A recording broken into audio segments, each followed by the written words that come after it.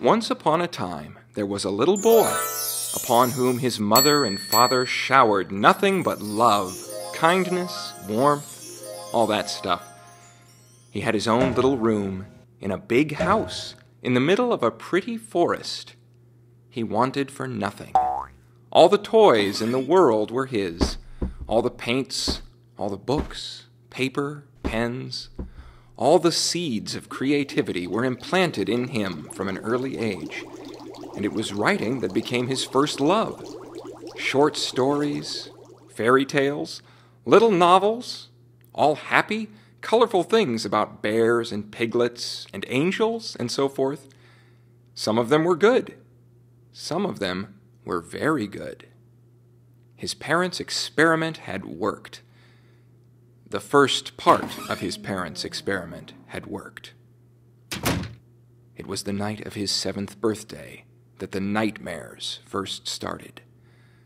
The room next door to his own room had always been kept bolted and padlocked for reasons the boy was never quite sure of, but never quite questioned, until the low whirring of drills, the scritchety-scratch of bolts being tightened, the dull fizz of unknown things electrical, and the muffled screams of a small, gagged child began to emanate through its thick brick walls on a nightly basis. "What were all those noises last night, Mama?"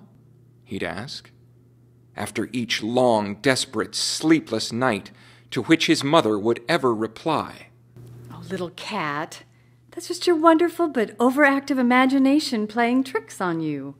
"Oh, do all little boys my age hear such sounds of abomination nightly?" "No, my darling.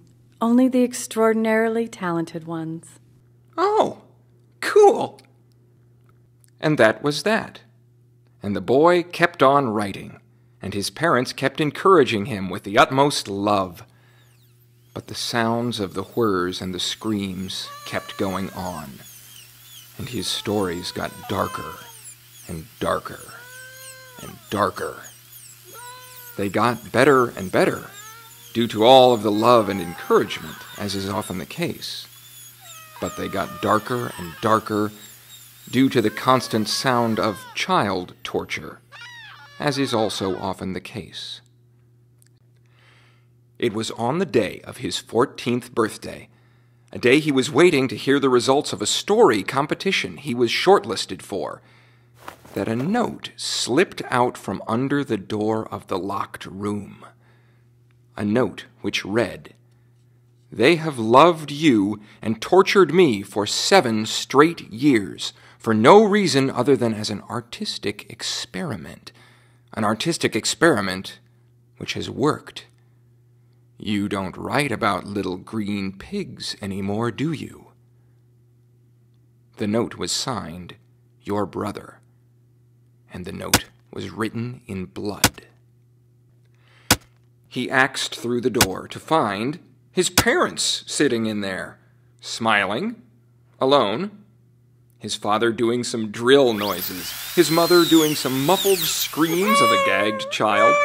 They had a little pot of pig's blood between them, and his father told him to look at the other side of the blood-written note. The boy did, and found out he'd won the $50 first prize in the short story competition. They all laughed. The second part of his parents' experiment was complete. They moved house soon after that, and though the nightmare sounds had ended, his stories stayed strange and twisted, but good, and he was able to thank his parents for the weirdness they'd put him through. And years later, on the day that his first book was published, he decided to revisit his childhood home for the first time since he'd left. He idled around his old bedroom, and all the toys and paints still littered around there. Then he went into the room beside it that still held the old dusty drills and padlocks and electrical cord lying around. And he smiled at the insanity of the very idea of it all.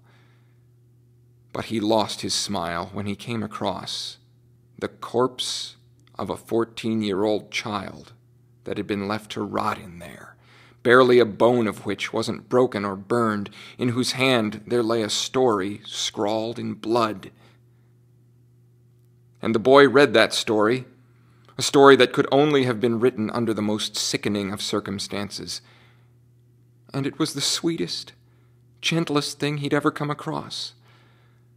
But what was even worse, it was better than anything he himself had ever written or ever would.